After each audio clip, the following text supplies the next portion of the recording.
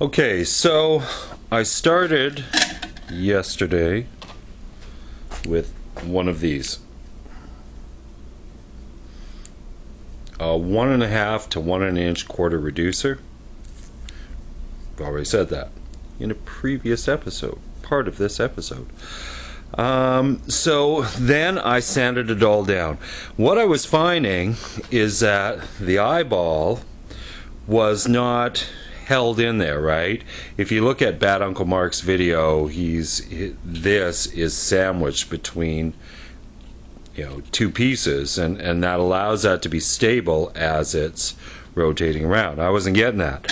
So I tried a couple of different things, and so what I did is I ended up using 2 of those reducers, cutting them up on my handy dandy bandsaw and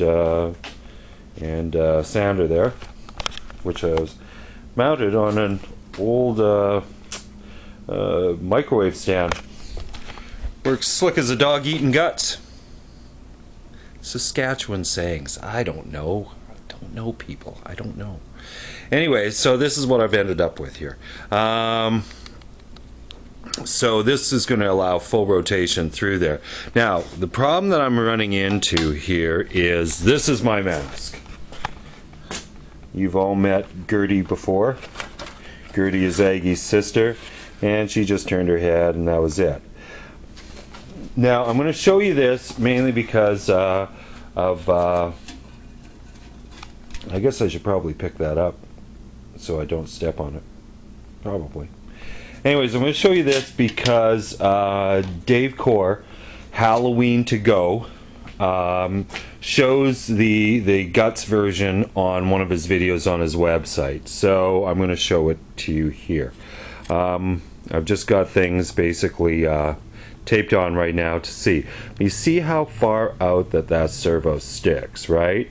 I can't even stick that into her nose because it's still got to have movement for that horn there. It's not going to be that type of a horn, but it's got to have movement for it. So what I've got to do is I've got to figure out a way to mount this eyeball out far enough, like that all much. And I've kind of got an idea. What I'm going to do is I'm going to cut up a piece of aluminum angle and notch it out so it's got plenty of room for this to do. So since this is a prototype and I'm not really happy with the way that this turned out, I'm happy with the concept, just not happy with the finished product. I've went out and I've got some more of these. So what I'm going to do first off is I'm going to flatten one edge here just on the sander on both of them, and that will give me a nice flat surface to be able to cut it on the bandsaw. And basically I'm going to cut this flange off here, and then we'll see where we go from there. One completed eye mechanism. Well, it's not totally complete. These two have to be joined up yet, and there's still a little bit of tweaking and fine-tuning and stuff, but for the most part I'm pretty happy with that. So still got to get the mech built on the back to be able to move the eyes to and fro. Okay, so this is going to be part of the linkage that will link the 2 eyes together. So I've marked kind of where those eye bolts are center wise, and I notched out this area so that one lever arm has room to travel in there. Just basically what I did is I just cut down into here with my hacksaw and then just took a pair of pliers and pulled those teeth out. I also cut a very thin slice of oak, and I want to use oak because it is a very strong hardwood. I don't think anything like pine or that would stand up over time. So it's oak. I cut 2 of them, and now I'm going to shape them. So I have to show you this. I was grinding the burrs off of that piece of aluminum that's going to join the two eyes. Grinding it off of here because this is a smooth wheel. I know you probably shouldn't be grinding aluminum on a wheel like this because it does kind of mung it up, but anyways, I was doing it. The aluminum caught in here was kicked out down here, and then literally didn't even follow the wall, just went right down into that expansion joint down there, which is like, I don't know, 6 inches deep.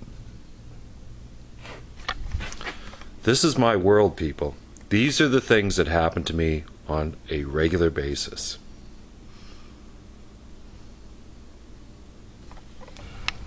The first set of these that I made are too long. That space in there is just barely enough to fit this through, and this is what the elastic band wraps around and gets attached to the servo. So I've made another set that are a little funkier looking, but certainly a little shorter. Got kind of this fish shape, and that's to keep the elastic band in here. And frankly, I think once I get it in, I'm going to tie it off and yeah, probably hot glue it in there so it doesn't move. But there we are so far.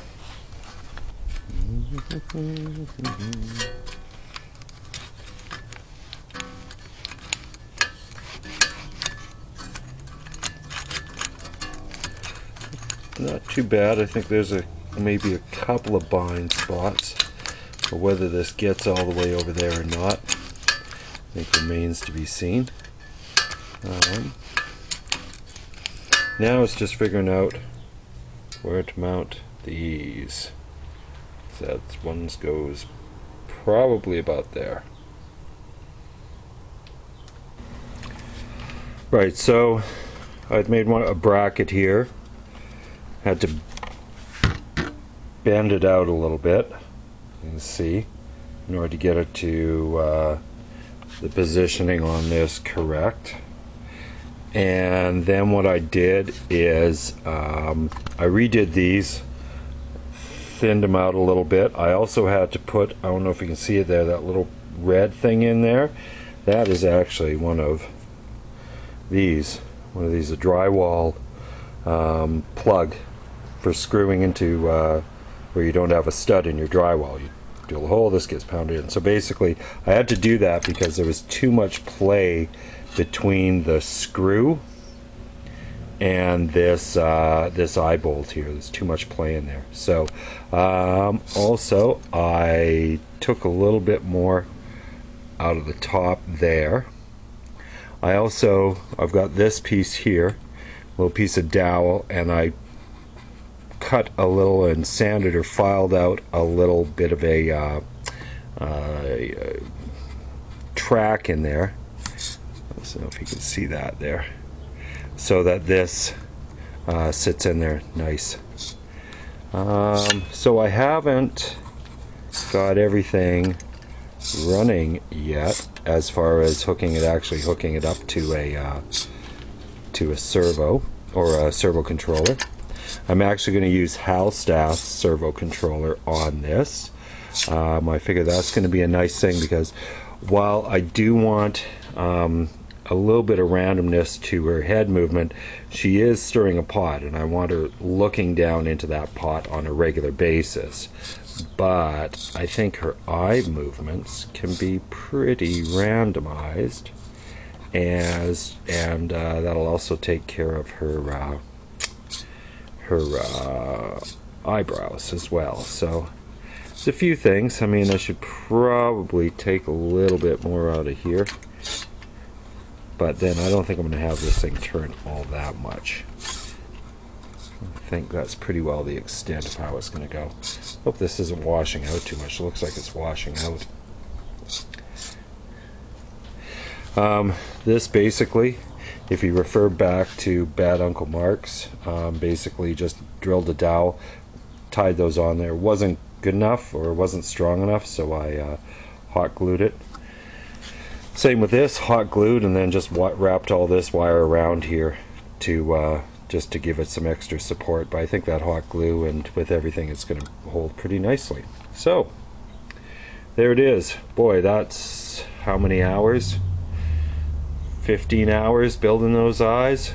Probably pretty close. Probably close to 15 hours.